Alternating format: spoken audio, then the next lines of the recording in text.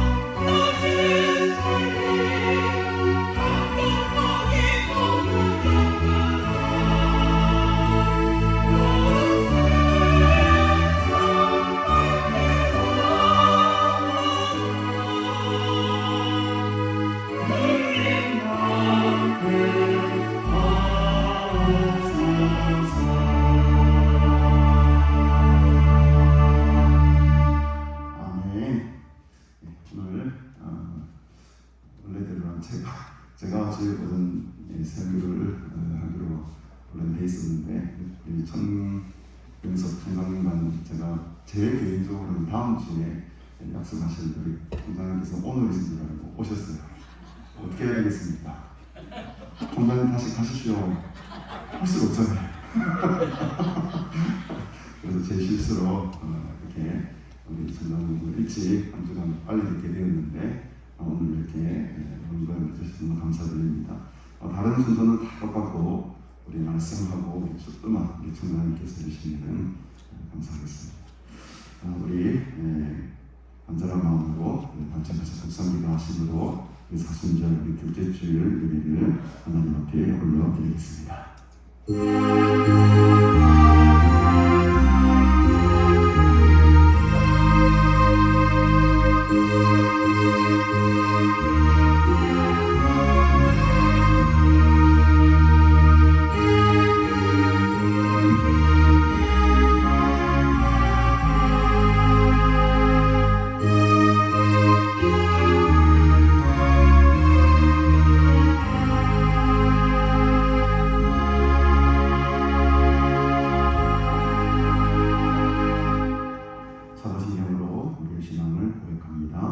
전능하사 천지를 만드신 하나님 아버지를 내가 믿사오며 그 외아들 우리 주 예수 그리스도를 믿사오니 이는 성령으로 잉태하사 동정녀 마리아에게 나시고 본주와 빌라도에게 고난을 받으사 십자가에 못 박혀 죽으시고 장사한 지 사흘 만에 죽은 자 가운데서 다시 살아나시며 하늘에 올사 전능하신 하나님 우편에 앉아 계시다가 저리로서 상주와 죽은 자를 심판하러 오시리라.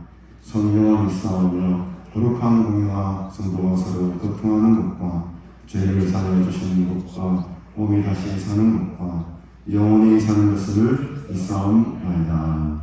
아멘. 하나님 아버지 은혜를 참으로 감사드립니다. 오늘도 이렇게 좋은 날씨 속에 하나님을 예배하며 경배하며 마음껏 찬양할 수 있는 복된 주의 날을 허락하시니 감사합니다.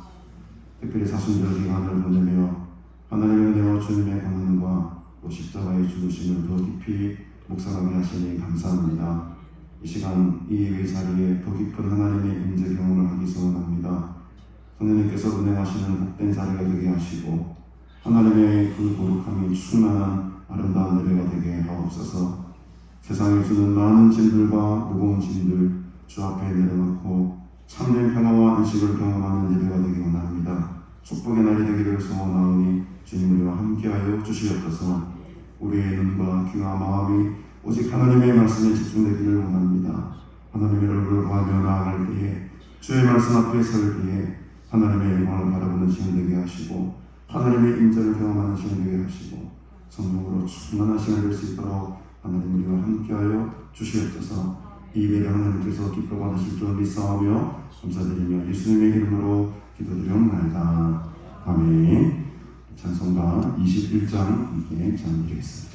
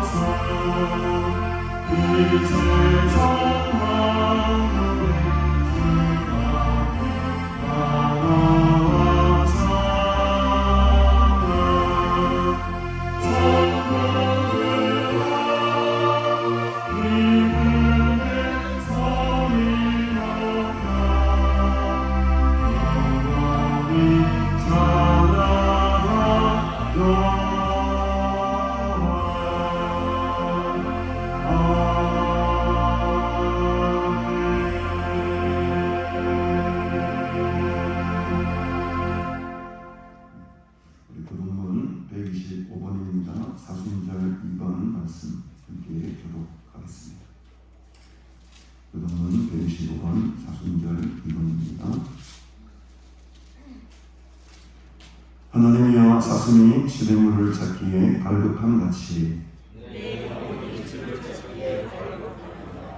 내 영혼이 하나님 곧 살아계시는 하나님을 갈망하나니 사람들이 종일 내게 하는 말이 네 하나님이 어디 있느냐 하오니 내 영혼아 네가 어찌하여 낙심하며 어찌하여 내 속에서 불안해하는가.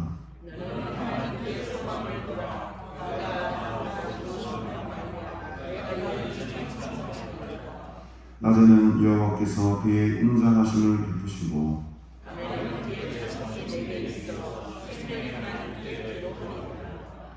내 반석이신 하나님께 말하기를 어찌하여 나를 잃으셨나이까.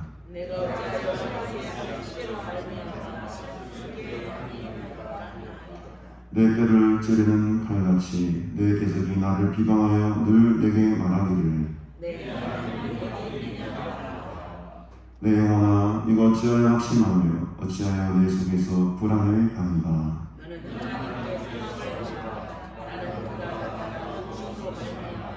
내 하나님을 여전히 찬송하리라. 아멘. 오늘 우리에게 주시는 하나님 말씀은 요한복음 1장 14절 한 절 말씀 드리겠습니다. 요한복음 1장 14절 한 절 말씀이니까 우리 큰 목소리로 큰 소리를 함께 성경 봉독하겠습니다. 성경 봉독 후에 우리 덕신이 장로님 뒤에서 기도해 주시겠습니다. 함께 한 마음으로 성경 읽겠습니다. 시작.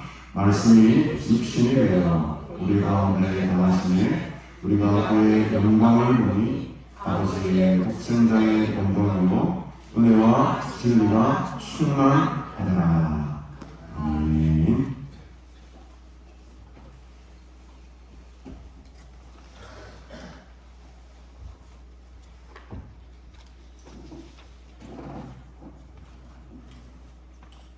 우리를 사랑하시는 주님, 우리를 지키시는 주님, 인도하시는 주님, 이렇게 귀한 예배 자리로 인도하여 주심을 감사합니다.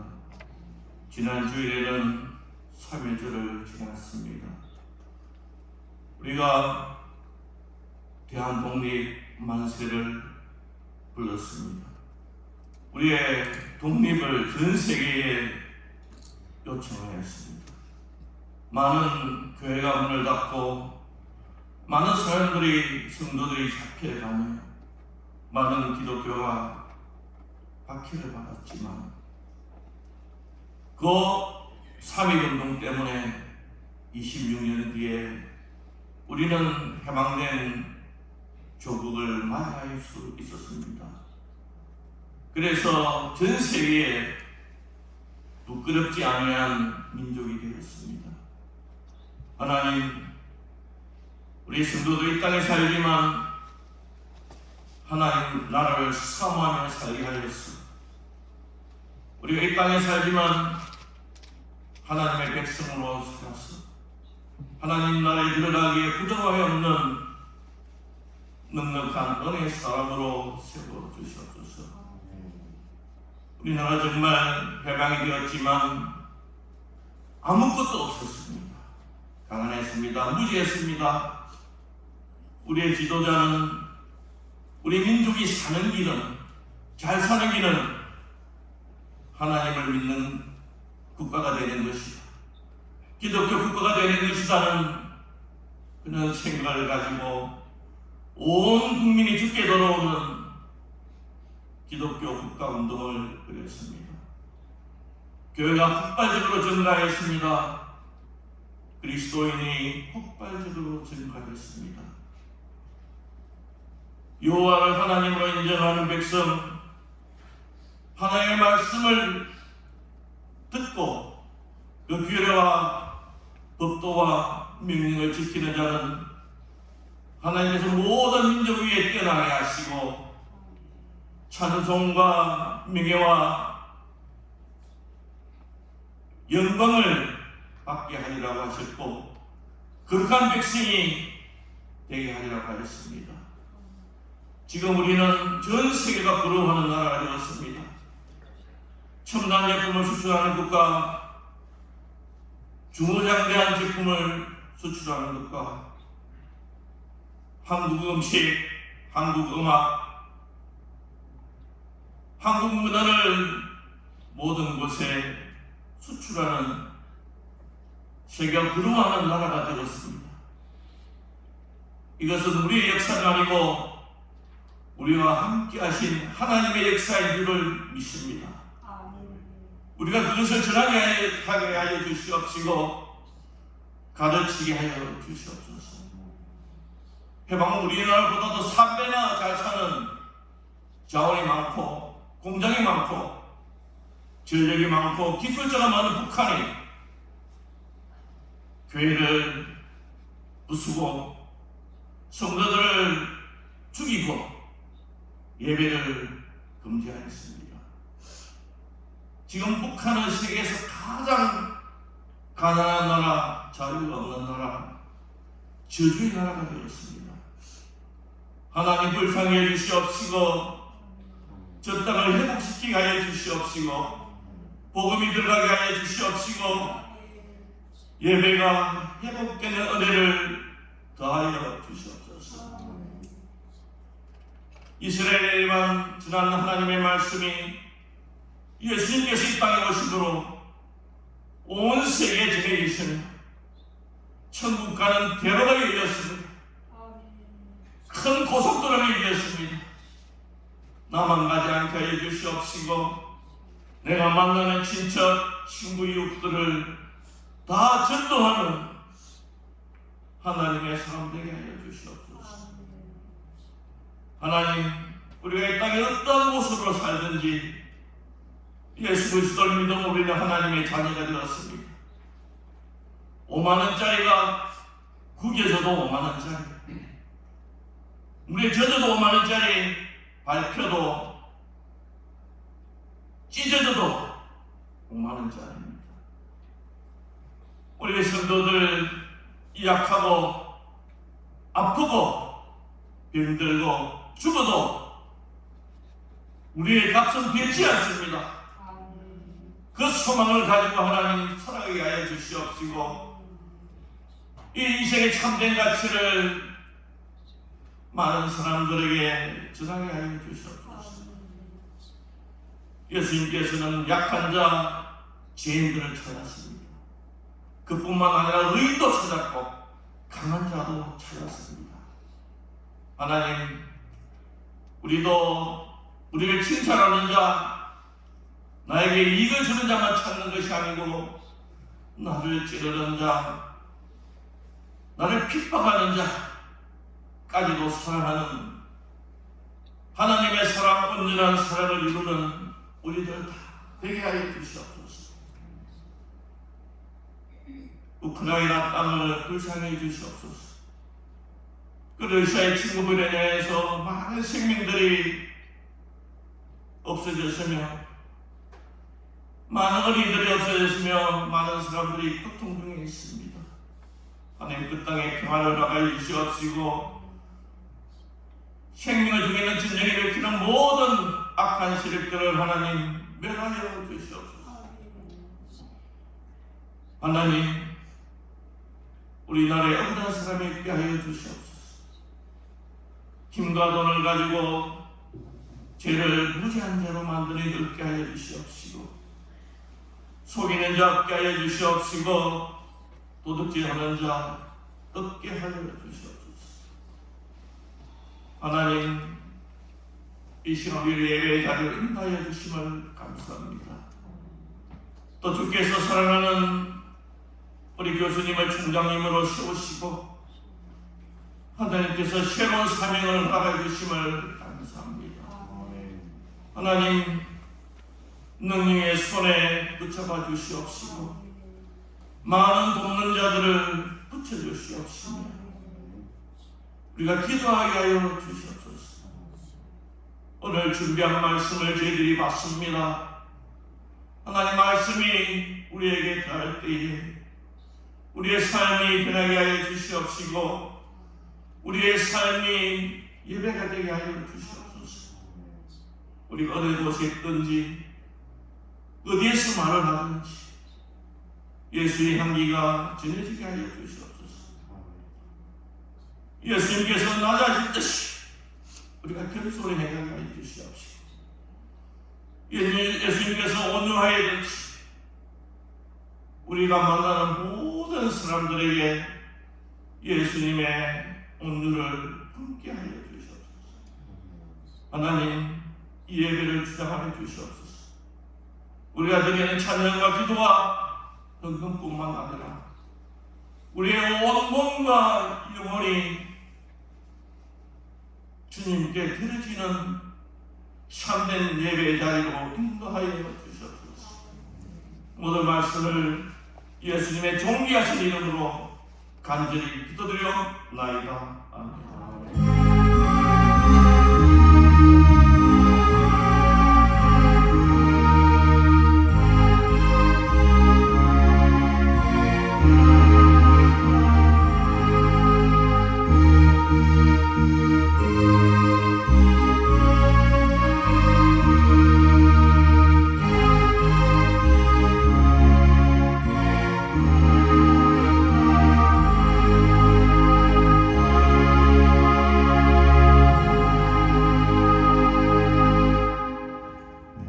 찬송가 151장 함께 찬양드리겠습니다. 151장입니다. 만왕왕 내 주께서.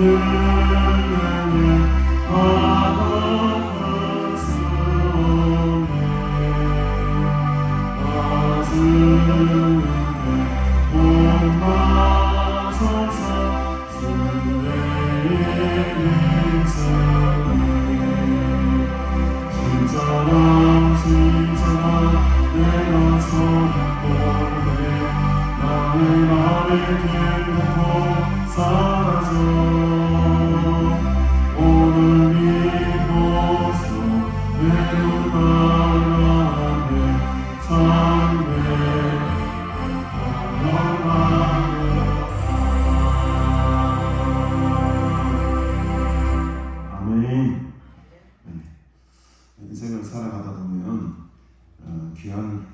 만남들이 있는데 그 중에 하나가 좋은 선생님을 만나, 좋은 스승을 만나는 것은 참 복된 일입니다. 제가 50 인생을 살아왔지만 많은 선생님들을 만났지만 그 중에 한 3분 정도가 제 마음속에는 담아 있었거든요. 초등학교 때 선생님 한 분, 고등학교 때 선생님 한 분, 제가 신대원 와가지고 신대원에서 만난 우리 총장님 이렇게 3분이 제 인생에 지대한 큰 영향력을 미쳤다고 해도 과언이 아닐 것입니다. 초등학교 선생님은 저의 인격을 형성시키는데 큰 좋은 영향을 미치셨고, 고등학교 때 선생님은 수도 없이 많이 맞아가지고 잊을 수가 없어요. 뭐 좋은 영향력을 미친 게 아니고 되게 아주 안 좋은 영향력으로 기억되는. 그러나 그 매가, 그 사랑의 매가 저를 또 성장시키는 좋은 선생님이 되셨고, 어제 잘 살아고 세상을 여러 가지 경험을 하고 신대원 첫 발을 내디뎠을 때 처음 만난 우리 스승이 우리 전병석 교수님이세요. 제가 1학년 때 못 모르고 창조론이라는 수업을 들었는데 과감하게 그때는 겁도 없이 들었죠. 교수님 수업이 너무너무 어려운 거예요. 도대체 그게 무슨 말인지 몇 번을 읽어도 모르겠고 그런데 그 어려움 속에 오히려 도전정신이 막 발동이 되더라고요. 그래서 더 한번의 탐구를 깊이 하고, 또 제가 신대원 졸업하고도 THM을 올라가셔서도 많은 논문도 지도해 주시고 참 오랜 세월 저와 함께 제가 많은 것을 배웠는데, 안타깝게도 제가 지금 통합측 목사가 되었더라면 좋았을 뻔했는데 또 교단을 좀 옮겨가지고 지금 저는 고신이지 않습니까? 고신 가서 다시 공부하고 그 과정 속에 우리 교수님과의 관계가 조금 소원해졌어요. 멀어졌었는데 얼마 전에 제가 우리 전 교수님 총장이셨다는 이 기쁜 소식을 듣고 제가 얼마나 마음 기쁘고 반가웠는지 모르겠습니다. 그래서 원래는 다음 주에 제가 모시는 걸로 알고 있었는데 오늘 오셨어요. 그래서 이것도 하나님의 뜻이고 선진지를 믿습니다. 우리 교수님 참 저와 앞으로 어려울 때에 함께 시절을, 어려울 때의 동지가 오래 가더라고요. 아픔과 슬픔 함께 나눴던 우리 스승과 제자의 관계인데 오늘 이렇게 특별히 모시게 돼서 제가 너무 감사드리고, 또 이런 사모님 같이 오셨습니다. 제 원장 취임할 때 사모님 넥타이를 선물해 주신 게 있어요. 기억나실지 모르겠지만 보라색 넥타이가 있습니다. 그거를 제가 항상 바라보면서 우리 사모님을 제가 스키로 할 때마다 오늘 다음 주에 제가 그 넥타이를 하려고 했거든요. 하고 넥타이 되었다. 이게 참 어쨌든 간에 그것도 하나님 뜻인 줄 믿고, 오늘 우리 총장님 요한복음 1장 14절 말씀으로 그의 영광을 보니 라는 그냥 저녁의 말씀으로 여러분에게 말씀을 선포하실 큰 은혜 되시기 바랍니다. 제가 오늘 2시에 세계로교회 임직식 축사를 가야 됩니다. 혹시 총장님 휴일 받으셔가지고 1시간 넘게 설교하실까봐 미리 좀 말씀드리고 12시 정도까지 맞춰주셔야 됩니다. 네, 너무 죄송하지만 우리 예배 시간에 보통 12시간 10분 정도 마치기 때문에 그 정도까지 말씀해 주시면 감사하겠습니다. 우리 총장님 나오실 때 큰 하나의 박수를 한번 드리시기 바랍니다.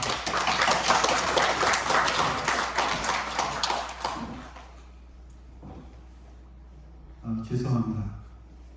오늘 우리 서 목사님 설교를 기대하셨을 텐데 제가 불현듯 나타나가지고, 그러나 설교하는 건 제가 요청한 것도 아니고 바란 것도 아니었습니다.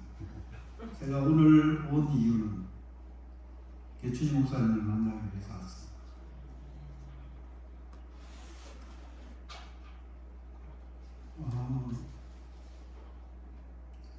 코로나가 20년이죠. 병원 적절한 조치를 받지 못해서 그렇다고 생각합니다. 그러나 하나님의 손에 사람의 생명이 달려있으니까 어떻게 할 수는 없지만, 제가 불현듯 총장이 됐어요. 아마 우리 학교 역사를 아시는 분은 제가 총장이 된다라고 하는 건 상상을 못했을 거예요. 그런데 총장이 됐을 뿐만 아니라 만장일치로 됐어요. 이것은 무슨 뜻이냐? 제가 그 학교가 어려울 때 신학 개혁 선언문을 학생들이 요청을 했어요. 교수들이 몇 명 작업을 하자 했는데 제가 그 선언문 기초를 했습니다. 그대로 통과가 됐고 그것을 학생들한테 발표가 됐는데 그 선언문을 쓸 때 일주일 이 산에 기도하면서 저쪽 조그만 방을 얻어서 그걸 작성한 기억이 있습니다. 그런데 그 기간 내내 그 이전부터 그 이후까지 배추임 목사님은 가장 용감하고 가장 정직하고 가장 순결하게 하나님의 뜻을 지키셨어요. 그 유명하다고 하는 사람들, 그 훌륭하다고 하는 사람들, 학교 주변에 어느 누구도 하나님 말씀 앞에 곱게 서지 못했다. 그런데 배추임 목사님은 그게 제일 큰 추억, 용기 있는 것, 정의로운 것. 그런데 그런 말미암아 가까워졌는데 얼마나 사랑이 깊으신지, 얼마나 부드러우신지 개인적으로 정말 존경하고 사랑하고 보고 싶고, 그래서 정말 됐다는 소리를 듣자마자 제일 먼저 이분의 영전에 꽂히 이거 죄송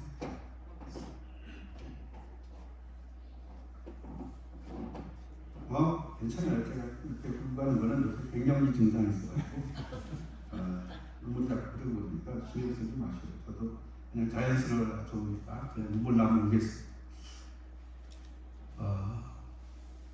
목사님을 생각할 때 하나님의 뜻이 어떤 형식을 통해서 어떤 과정을 통해서 드러나는가 하는 것을 분명하게 느낄 수가 있어요. 보통 사람들이 신앙이 있습니다. 옳은 것이 뭔지 알아요. 그런데 그것을 행하는 길을 몰라요. 그래서 이건 아니겠지 하고 타협합니다.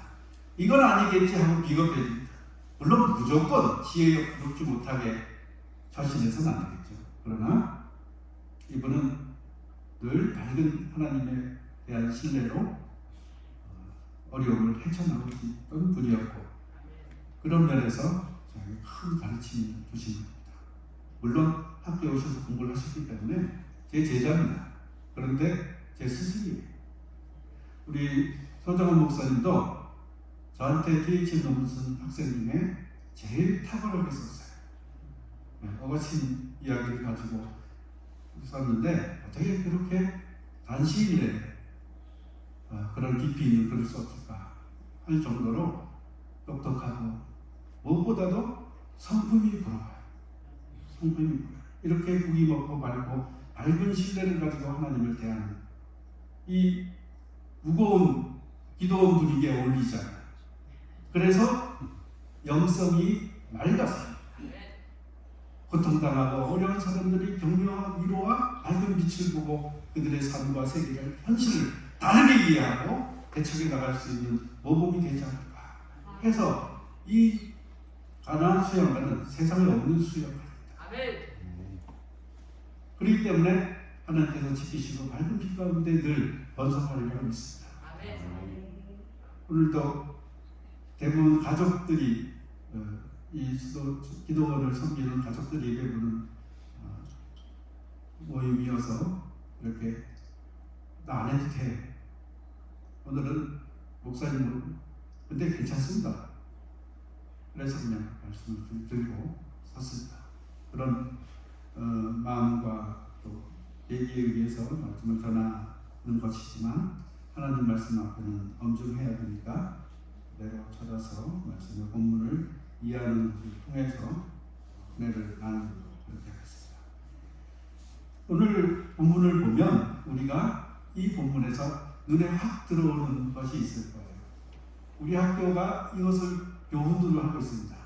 그래서 거기 이 본문을 통해서 어디를 집중하냐면 은혜와 진리, 은혜와 진리 개념이 좋잖아요. 은혜하고 진리야. 은혜는 하나님께서 거저주시는 것. 진리도 본래는 하나님께서 거저주시는 것입니다. 그거는 헬라어 그 원문으로 하면 알레테이아예요. 그런 열려서 그 아는 우리의 한계를 깨쳐서 열어서 보여주신다 하는 게 알레테이아 진리라고 하는 원래 개념입니다. 그런데 이것이 라틴어로 되면서 이 언어가 담긴 뜻이 달라집니다. 그것이 우리가 요새 쓰고 있는 진리 개념이에요. 그거는 사물과 개념의 일치, 행동과 말의 일치. 그래서 우리가 생각하는 것이 그대로 현실로 드러나는 것과 얼마큼 부합하느냐에 따라서 그게 진리다, 아니다 그랬잖아요. 참된 이치 이렇게 얘기할 때 진리 이렇게 얘기하는데 원래 뜻하고 다르지만 아무튼 그것은 지식. 우리가 공부를 왜 많이 하려고 합니까? 뭔가 삶에서 자신의 꿈을 이룰 수 있는 능력이 커지기 위해서 하는 것이죠. 그래서 지식이라는 말과 비슷하게 진리를 이해합니다. 그래서 은혜, 하나님께 주신 것. 진리, 우리의 삶에 있어서 가장 중요한 표준, 이 두 가지를 가지고 있으면 우리가 행복하다 이렇게 이해하려고 아마 은혜와 진리 같다. 그런데 이 말씀을 더 깊이 이해하려면 은혜와 진리가 동시에 충만한, 모순 없이, 갈등 없이 잘 조화되고 넘치도록 풍성한 그런 사람, 그런 공동체, 그런 역사 보기가 어렵습니다. 그 뒤에 본문이 충만하더라. 우린 다 미숙한 것을 봐요. 모자라는 것을 봐요. 아쉬운 것을 봅니다. 그래서 어떤 사람은 은혜가 가득하고 넘치는데 좀 일반적인 합리성이 떨어져. 삶의 기회에 있어서 좀 억측이 많아. 어떤 사람은 상당히 해박한 지식을 가지고 있어. 근데 은혜가 없어. 우리 그런 갈등을 많이 해요. 근데 이것들이 우리 현실에는 경험을 하게 되면 충만하지 않아. 모자라. 그래서 충만하다라고 하는 그 말씀을 우리가 좀 집중해서 더 볼 필요가 있습니다. 그런데 이 말씀을 가만히 보면 더 중요한 게 뭐냐? 우리가 무엇을 보느냐 하는 게 굉장히 중요합니다. 이것을 요새 철학 용어로는 시각의 헤게몬이라고 합니다. 보는 게 믿는 거예요. 특히 칼라 시대가 되고 우리 옛날에 저 어릴 때에도 그렇지만 나이 드신 분들은 까만 텔레비전, 흑백 TV를 보고 영화도 흑백으로 그때 찍은 시대가 있었어요. 그런데 그게 칼라가 되면서 엄청나게 화려해지죠. 모든 곳에 색깔을 입히고 당연하게 색이 있는 것처럼 그렇게 했겠죠. 그렇기 때문에 우리의 보는 관점이나 시각과 생각과 습관과 문화와 건물, 디자인 이런 것들이 많이 달라졌어요. 보는 것이 세상을 다르게 만듭니다. 무엇을 보느냐? 이것이 압도적인 거예요. 그래서 5가지 감각이 있다고 그러지 않습니까? 먹는 거, 보는 거, 냄새 맡는 거, 듣는 거, 느끼는 거, 이게 다 있어요. 그런데 전부 보다는 말을 붙여요. 맛을 보다, 들어보다, 또 경험해보다, 느껴보다. 아니 왜 보다라는 말 써요? 이 보다라고 하는 것이 가장 직접적이기 때문에 보는 것이 그런 모든 오감을 사람에게 느끼는 그런 감각 단어를 다 쓰더라도 보다라는 말을 써야지만 그것이 딱 알아요.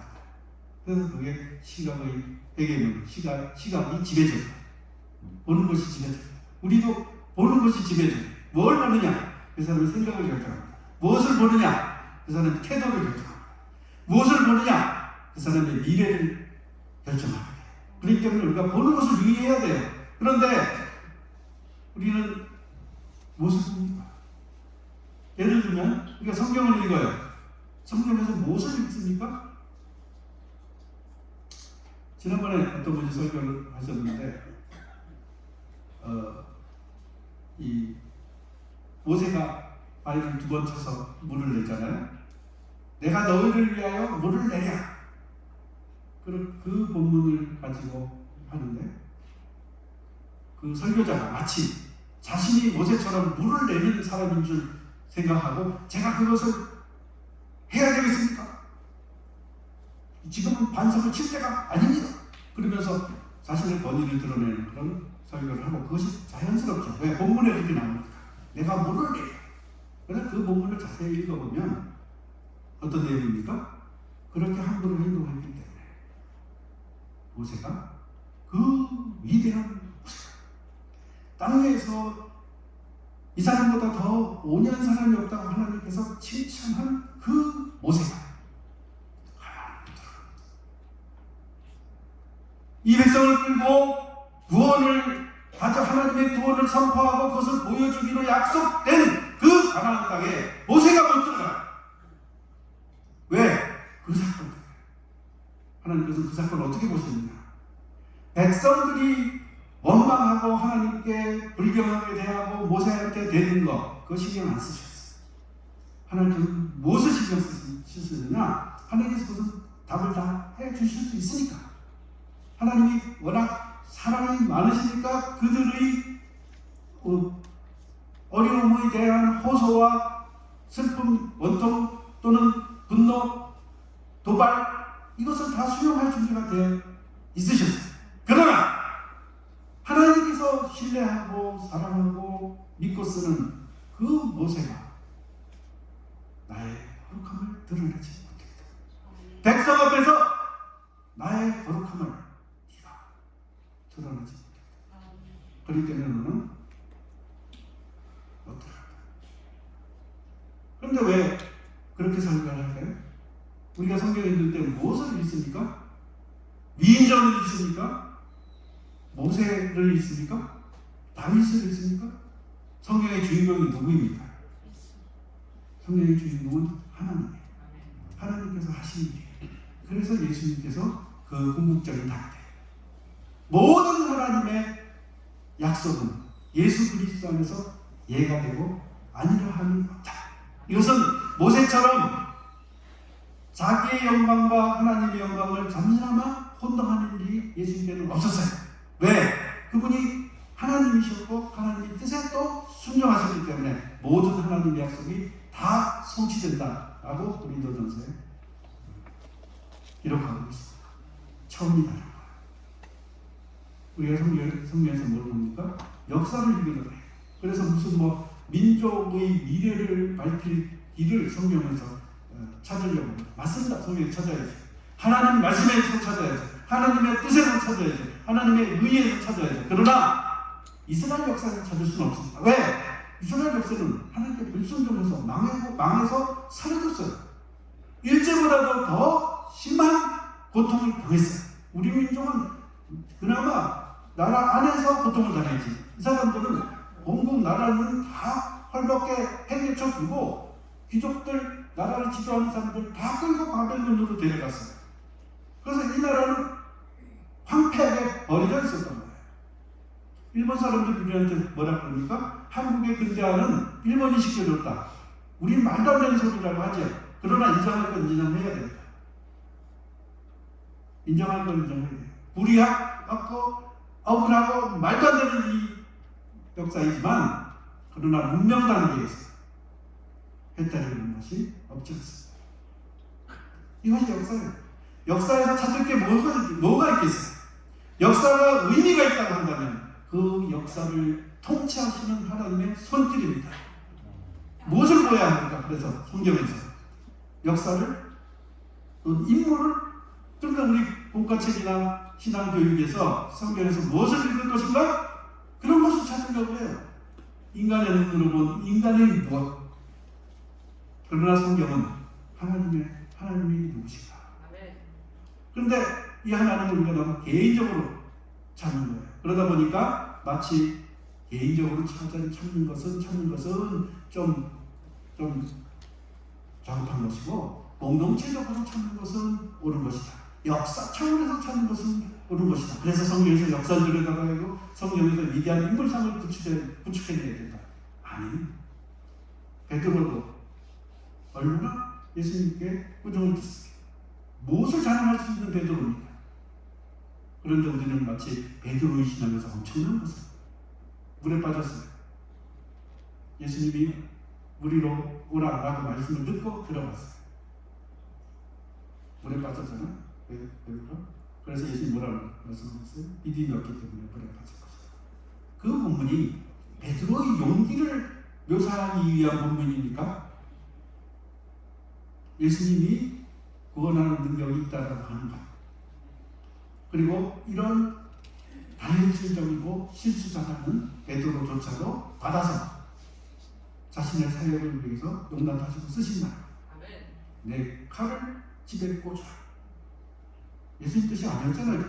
그 귀한 거. 그런데 예수님께서는 그걸 용납하십니다.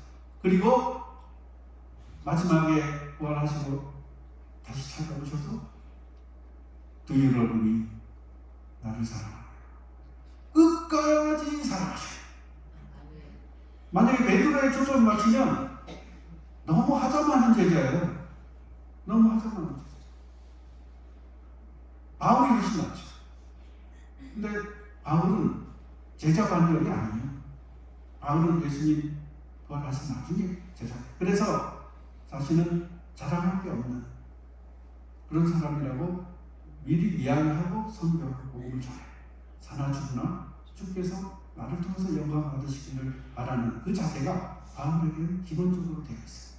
성경에서 무엇을 읽어야 내 삶의 역사에서 무엇을 읽어야 합니까? 난 참 재수가 좋아서 큰 그런 걸 읽어야 됩니까? 내 삶은 너무나 비참해서 고난해서 그래서 죽을 때까지 자기 연민의 삶을 앞에서 살아야 합니까? 내 삶을 통해 하나님께서 어떻게 영광을 받으시는가 하나님께 초점을 맞추는 것을 훈련해야 합니다. 그럴 때 나도 모르게 나의 삶의 등급이 높아지는 것, 하나님께서 높여주시는 것이지 내가 나를 수련하고 내가 나를 판단하고 내가 나를 가꾸고 내가 결심을 대단하게 하고 내가 훈련을 공부를 그래서 나를 치장한다고 해서 맞아 거짓이 될 수 있습니다. 하나님께서 높여주시라. 그럼 하나님께서 어떻게 높여주시느냐? 내가 무엇을 보느냐 그것이 굉장히 중요해요. 오늘 본문을 다시 보십시오. 우리가 보니 이렇게 되어 있습니다. 보니 은혜와 진리가 충만하더라. 은혜와 진리가 충만한 것을 본 거예요. 그러면 그 보는 것이 무엇입니까? 그의 영광을 보니. 그의 영광이 뭐예요? 한 번 더 오늘 본문에서 제일 길게 나오는 부분이 이 부분이에요. 은혜와 진리가 충만하다고 하기보다도 그의 영광을 보니 아버지의 독생자의 영광이에요. 이 영광의 수준이 뭐냐? 이 영광의 내용이 뭐냐? 그것은 하나님의 인간을 사랑하시고 구원하시려고 하는 그 현실인 거예요. 인간적인 현실이 아니에요. 우리가 꿈꾸던 현실이 아니에요. 우리가 상상할 수 있는 현실이 아니에요. 그 현실은 어떤 현실이냐? 하나님의 현실. 그의 영광. 독생자의 영광. 만약에 그의 영광으로만 두면 우리가 하나님을 보지 못할까 봐 그의 영광을 그의 아들에게 실어서 보냈어요. 그래서 예수님을 보는 사람이 예수님의 무엇을 봐야 되느냐? 예수님을 통해서 하나님을 만나야 돼요. 예수님을 통해서 하나님의 하시는 일을 보아야 해요. 그럼 하나님께서 어떤 일을 하시느냐? 그 앞 구절을 보시면 말씀이 육신이 되어 우리 가운데 거하시네. 이건 엄청난 거예요. 이건 요한복음 서두가 창세기 1장과 대비하면서 한번 보십시오. 창세기 1장은 하나님이 천지를 창조하십니다. 빛이 있으라. 이런 쭉 나가지 않습니까? 요한복음은 말씀이 세상이 창조되기 이전부터 있었다. 이 말씀이 세상을 창조했다. 이 이야기로 나옵니다. 그러니까 세계 창조, 현실, 천지 창조 그것보다도 더 근원적으로 서술합니다. 요한복음이 스케일이 엄청납니다. 말씀이 천지를 창조했던 그 말씀이 그 하나님의 아들이 우리 가운데 와서 그래서 우리는 이렇게 얘기합니다. 이것도 본문을 잘 이해하시면 이렇게 되는 거예요. 우리의 현실이 있어요. 천지 창조된 현실이 있어요. 그래서 예수님이 내려오셔가지고 육신을 끊어가지고 오셔가지고 우리 틈에 우리가 같이 살고 있다. 이 얘기로 생각해요. 틀리지 않죠? 맞습니다. 역사 속에 예수님이 오셔서 우리와 같이 사셨습니다. 그랬는데 실제로 생각하면 어떻게 돼요? 하나님이 천지를 창조하신 분이, 말씀으로 지으신 분이 세상 속으로 들어가겠다고 한다면 그것은 어떤 뜻이에요? 이 우주를 사랑하기로, 자기 안에 받아드시기로, 썩어 문드러져서 버려야 될 것을 사랑하고 예뻐하고 가꾸고 나를 희생시켜서라도 이것을 살리기로, 안아드리기로 결심하십니다.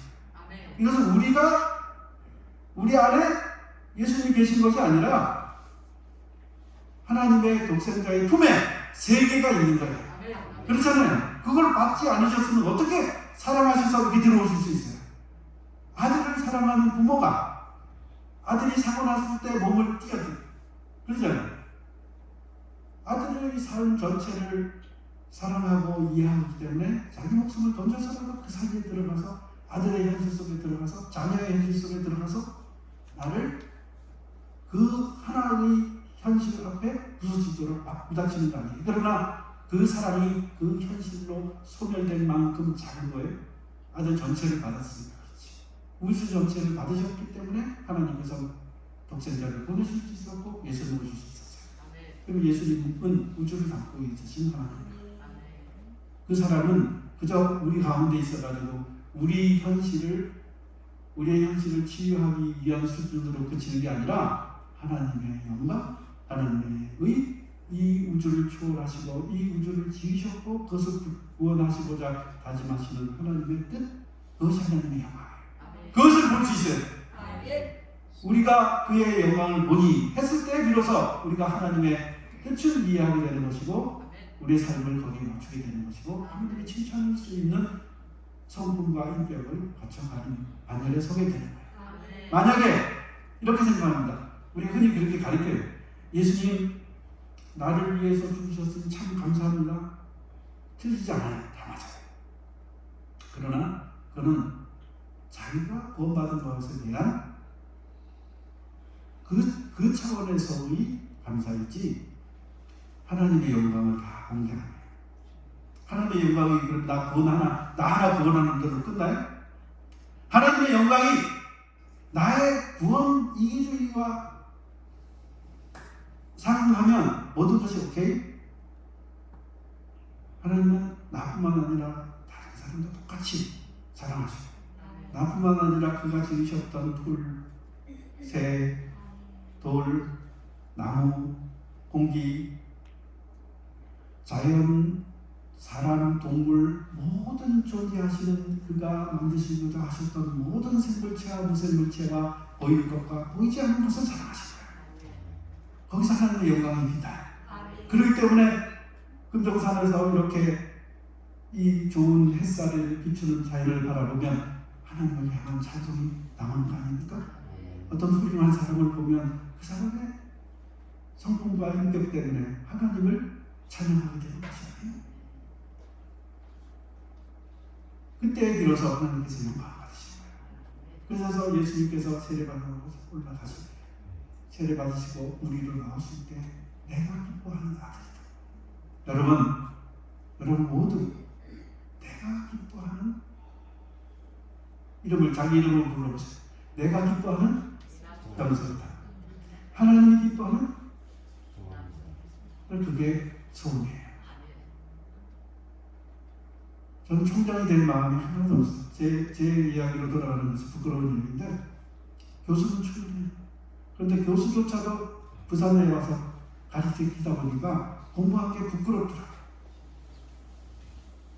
그래서 농사 짓고 사람들 가꾸듯이 저도 땅 파고 여기서 처음으로 이 경남 지역에 가서 처음으로 이 풀 이름이 이거였구나. 야, 이거 농사를 지으려고 하면 겨울, 봄, 여름, 가을, 겨울 생각을 많이 해야 되는구나. 언제 거두고 어떻게 저장을 하고 어떻게 타이밍 맞춰서 심고 그것도 끝이 아니고 골을 어떻게 파고 비에 대비해야 되고 걸음을 어떻게 주고 아주 그냥 복잡해 죽겠어요. 공부하는 것보다 훨씬 많은 지식을 다들 가지고 있어요. 다들 삶을 영위하는 사람들 하나님께서 그 삶을 영위하라고 필요한 지식들을 가지고 열심히 사는구나. 그런데 왜 이렇게 내가 다른 사람들이 떠받들어주는 그런 구조 속에 살게 되었지. 근데 예수님께서는 그런 거 하나도 없이 모든 사람은 다 다른 사람을 위해서 자기를 떼어주는 그런 방식으로 살아야 합니다. 나를 따라오려고 한다면 자기를 버리고 자기 십자가를 지고 나를 쫓을 것입니다. 예수님은 하나님의 아들이시고 그의 영광, 하나님의 영광을 그대로 가지고 계신 분임에도 불구하고 그런 삶의 자세를 실천하시고 가르치심을 통해서 우리가 하나님의 영광에 걸맞는 사람이 되도록 가르치신 것을 깨달을 수가 있었어요. 그분의 영광에 걸맞는 사람이 되자. 그렇게 가르치려고 합니다. 저도 학생들에게. 그래서 첫 취임사 할 때 행복한, 거룩한, 그리고 창의적인 그런 학교가 되자. 그런 사람이 되자. 근데 그것을 쉬운 말로 하면 밝은 사람. 하나님을 소유했기 때문에 밝고 건강하고 적극적이고 삶의 슬픔을 바라보는 것이 아니라 하나님의 영광을 받아보기 때문에 밝은 사람. 그리고 거룩한 사람. 너무나 경쟁 심리와 뭐 이런 것들에 찌들려가지고 사람들이 얼마나 누추한지, 꿈꾸는 것이 얼마나 누추하고 생각하는 것이 얼마나 누추하고 생활하는 질서가 얼마나 누추한지 거룩한 것을 배우고 몸에 익히는 성품에 있어서나 삶에 있어서는 그런 사람이 돼서 맑은 사람. 그래서 행복한 것은 맑은 거, 거룩한 것은 맑은 거, 창의적인 것은 진짜 창의성. 다들 모방이잖아. 다들 베낀 거야. 논문 쓴다고 해도 어디 누가 한 얘기 그거 모아가지고 자기 나름대로 편집한 거야. 진짜 새로운 거야. 그것은 하나님으로부터 온 거지 않겠습니까?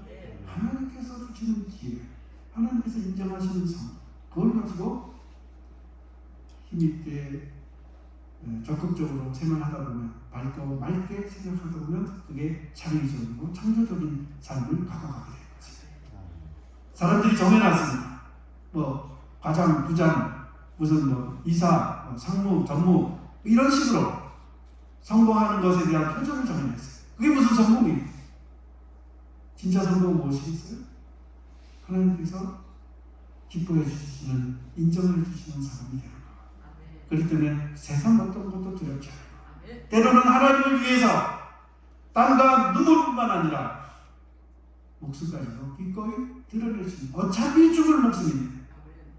하나님께서 받으시는 목숨으로 산다면 내 최후를 그분께서 받으셔서 그분의 영광을 위해서 사용하실 수 있다. 바울이 그래서 그것을 아니겠습니까? 사나 죽으나 내 몸에서 하나님께서 영광 받으시기를 바랍니다. 그러면 내가 누구를 두려워하겠느냐? 사망이냐? 핍박이냐? 고난이냐? 매냐? 빈곤이고 가난한 거냐? 무엇이 나를 사랑하시는 그 하나님의 손길에서 나를 끌어낼 수 있습니까? 그게 다 바울 얘기 아니에요?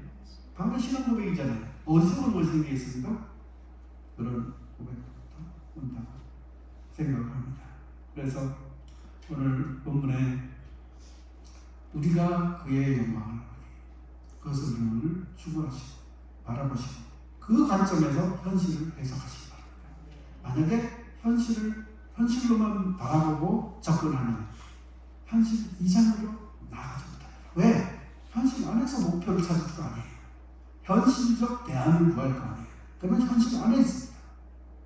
궁극적 대안, 현실을 넘어설 수 있는 대안, 그 대안은 우리의 머리로부터, 역사로부터, 경험으로부터 오는 것이 아니라 하나님으로부터 옵니다. 하나님의 말씀으로부터 옵니다. 그 말씀을 읽을 때 하나님의 지혜가 우리의 지식을 자극하고 깨뜨리고 그분의 진리를 내게 비춰주십니다. 내가 길이요 진리요 생명이니 그것을 듣고 우리의 삶을 현실을 조망하게 될 때, 아, 우리의 현실은 이렇게 고쳐가야겠구나, 우리의 현실은 어떤 방향으로 나아가야 되겠구나 하는 것들에 대한 방향 방법이 생길 수 있어요. 이 시대는 20세기, 21세기 18세기 이후로 인문학적인 인간학적인 생각이 보편적인 역사 속에 침투된 그 다음에 인류는 눈이 멀어버렸어요. 하나님의 거룩함을 보는 시력을 상실했어요. 보기는 보아도 보지 못한다. 그 현실이 우리의 역사를 이끌어가는 사람들 또는 지식을 반대합니다. 이제는 새 시대를 열어야 한다. 근데 그건 새 시대가 아니에요. 이미 말씀 속에 있어요. 그의 영광을 보니 그러면 현실을 바꿀 수 있는 길이 생깁니다. 그것도 바울이 잘 생겼습니다. 우리가 당하는 이 고난의 현실은 장차 우리에게 나타날 영광에 좋게 비교할 수 없다. 로마서 8장. 우리의 현실, 이것은 비교가 안 돼. 하나님의 영광의 관점에서 보면. 그래서 우리는 그 시각을 훈련해야 됩니다. 하나님의 영광의 관점에서, 하나님의 영광의 미래의 표준에서 우리의 현실을 비춰야 합니다. 우리에게 비춰주시는 햇살이 없으면 생명체가 풍성하게 또는 존재할 수가 없습니다. 생존할 수가 없습니다. 햇살이 비춰줘서 모든 지구의 생명 에너지가 생길 거 아니겠어요? 그런데 태양조차도 피조물입니다. 별 대수로운 게 아니에요. 태양계에 이끌고 있는 행성의 중심을 차지할 뿐이에요. 이 태양계라는 게 우주에는 무한이라고 있어요. 그런데 거기에 맞추어서 삶의 질서 전체를 평가하는 그런 생각을 가지고 살면서 그게 진리다 이렇게 생각하니까 하나님 관점에 너무 많이 못 미치는 거예요. 우리는 그의 영광, 거기 꽃을 맞추는 상, 그래서 우리의 우물과 동굴 같은 현실에 대한 희애, 모나고 상처 주고 그릇되고 왜곡되기 쉽고 깨어지기 쉽고 소멸되는 이런 현실 가운데 어떻게 살 것이냐? 그것은 하나님의 영광의 관점에서 현실 한 면을 인정하고 현실 속에 하나님께서 약속해 주시는 풍성함이 무엇인가를 찾고 그것을 기다리고 그것을 바라보고 그 관점에서 훈련하고 그래서 성실하고 거룩하고 하나님께서 미쁘시게 여길 만한 그런 삶, 그런 인생, 그런 가족을 말이지. 그런 공동체를 말이지. 만약에 공동체에 더 큰 공동체에 관심이 있으면 그런 국가를 말이지. 인류 문명에 관심이 있다면 그런 문명을 형성하고 그러면 하나님께서 인정하실 뿐만 아니라 우리도 행복한 삶을 가져오리라고 생각합니다. 우리가 당하는 고난, 그래서 예수님의 순환을 기억하자고 제가 사순절을 보내겠습니다. 예수님이 당하신 고난이 무엇이었어요? 예수님은 우리의 죄 때문에 고난을 당했다. 우리가 그렇게 이해합니다.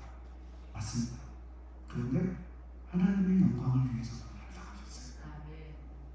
하나님의 영광이 빛나게 하기 위해서, 드러나게 하기 위해서, 이 누추한 현실이 극복되게 하기 위해서 그 부활의 영광을 바라보시고 십자가의 고난을 이겨나가신 거예요.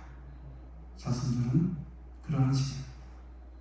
분명히 하나님께서 부활의 영광에 참여하는 기쁨의 시간을 주실 것입니다. 인생에 안 주신다 하더라도 그것이 하나님의 뜻이 아니에요. 하나님께서 영광 받는 일이라면 그 자체가 우리의 기쁨이 되어야 합니다. 그러나 하나님께서 우리에게 생명을 주셨고 시간을 주셨고 이 시간 속에 삶 속에 살라고 던져주셨기 때문에 반드시 피할 길, 이길 길, 승리할 길을 주십니다. 나는 생명을 얻게 하고 더 풍성히 얻게 하기 위해서 내가 왔다. 그분이 얼마나 애타게 눈물을 흘리면서 이 백성을 공부함을 바라보시겠지 몰라요. 그래서 우리가 그 은혜를 힘입어 거룩함을 더욱 나아가야지 하나님 주시는 것을 예수님의 순환절을 바로 지내는 것이라고 생각합니다. 우리가 그의 영광을 보니 이 말씀을 새기시고 순환절을 잘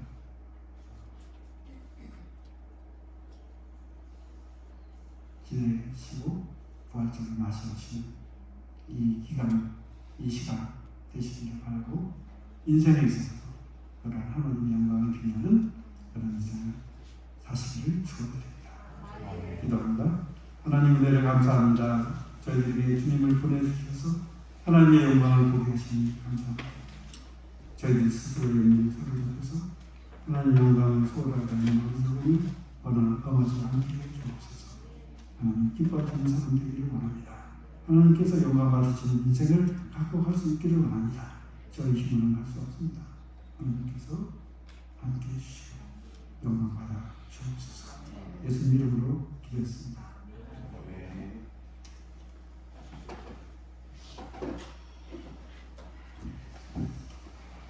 오랜만에 또 제 마음이 좀 뜨거워지는 것 같습니다. 하나님에 대한 설명을 하면 마음이 뜨거워집니다. 여러분들 하나님의 큰 영광을 바라보시고 그 영광을 위해서 여러분들의 귀한 인생과 삶을, 생명을 드리시는 복된 삶들이 되시기를 주님으로 축복합니다. 오늘 말씀을 우리 기억하시면서 우리 323장 부름받아 나선 문, 어디든지 가옵니다. 하나님의 영광을 위해서 어디든지 주님 말씀에 순종하는 사람으로 결단하시면서 이 찬양 부르심에 함께 헌금으로 예물로 드릴 시간 가지도록 하겠습니다.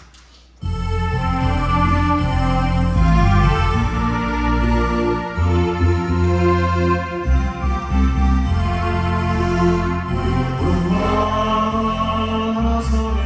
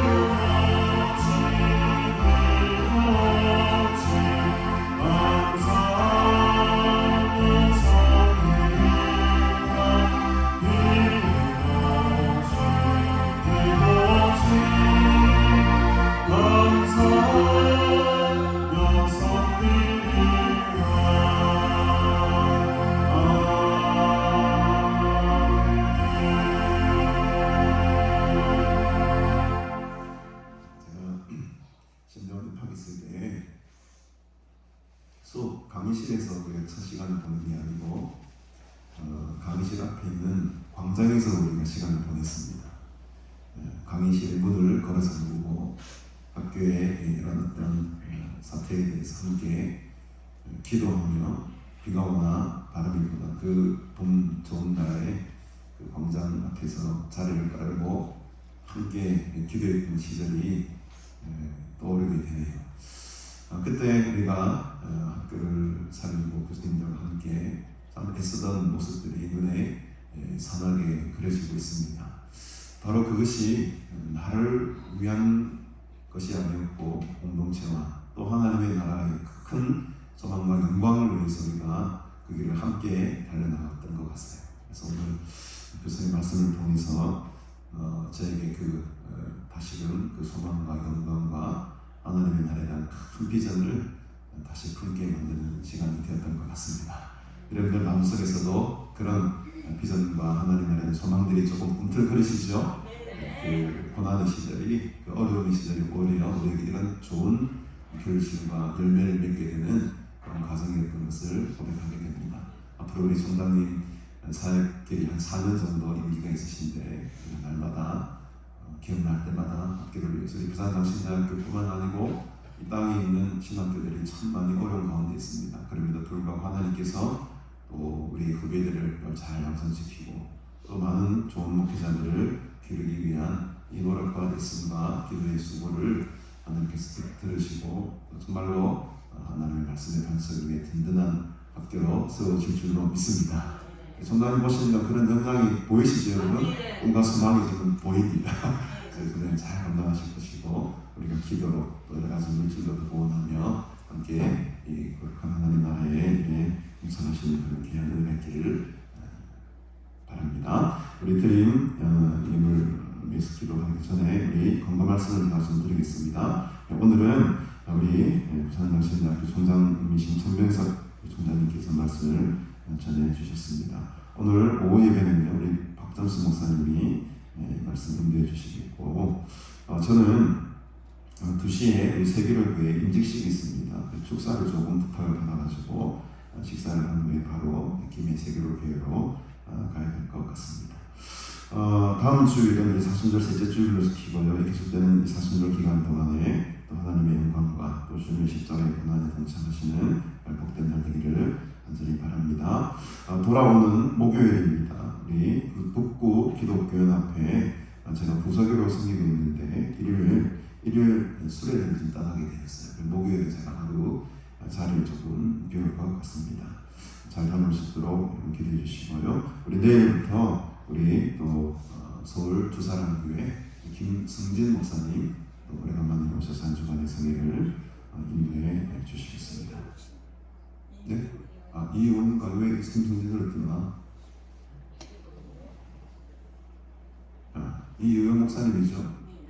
3월 13일이 아니고 웅이가 좀 어려운 이게 지금 저만 하다 보니까 많이 헷갈렸는데 저도 헷갈려버렸습니다. 큰일 날 뻔했는데 이의원 목사님 봉탄 생명나무교회 오셔서 한 주간 성령 인도하시겠습니다. 우리 매주 월요일마다 오시는 우리 공명열 목사님 큰아들 우리 공주원 군이 돌아오는 토요일 오후 2시에 결혼식이 있습니다. 우리가 다 가지는 못하시겠지만 공 목사님 만나 뵈면은 아들 결혼 축하한다고 내일 오시나요?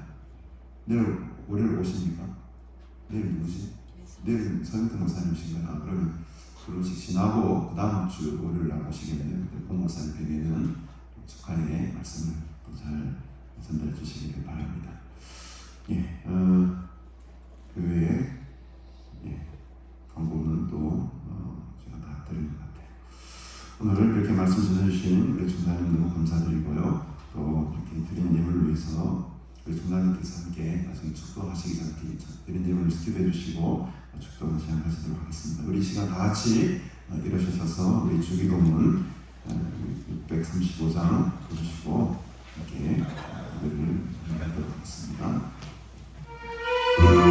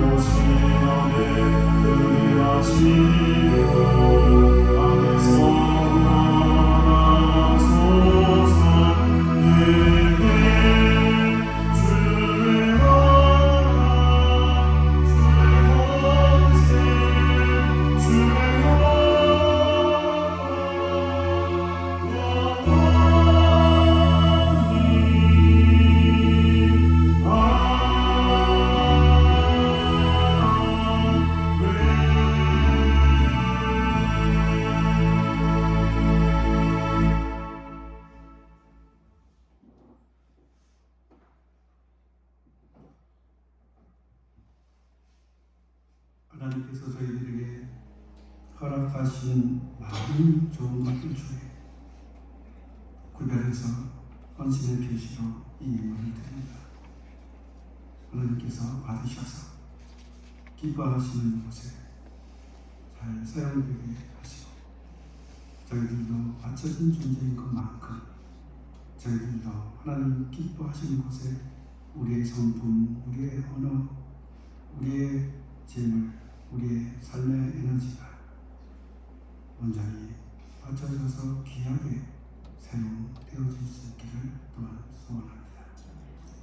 우리 주 예수 그리스도의 은혜와 하나님 우리 아버지의 극진하신 사랑과 성령님의 인도하시고 보호하시고 풍성케 하시는 그 모든 은사가 오늘 우리의 시각을 땅에 종속시키지 아니하고 하늘의 비밀한 하나님의 영광을 바라봄으로 말미암아 이 누추한 현실이 아름답게 하나님의 현실로 바꿔지는 경험을 맛보고자 다시금 믿음을 새롭게 하고자 다짐하는 여기 모인 모든 믿음의 권속들을 위해 그리고 이 가나안 수양관을 통해서 모든 하나님으로부터 멀어지고 하나님을 믿다가 공고해진 피폐해진 모든 신령을 치유하고 거룩한 성품으로 다시 태어나고자 하는 모든 귀한 사역들을 위해 이 사역을 위하여서 충심을 다해서 섬기는 귀한 가나안 교회 가족 권속들 머리 위에 영원히 함께 하실 그를 간절히 축원하옵나이다. 아멘.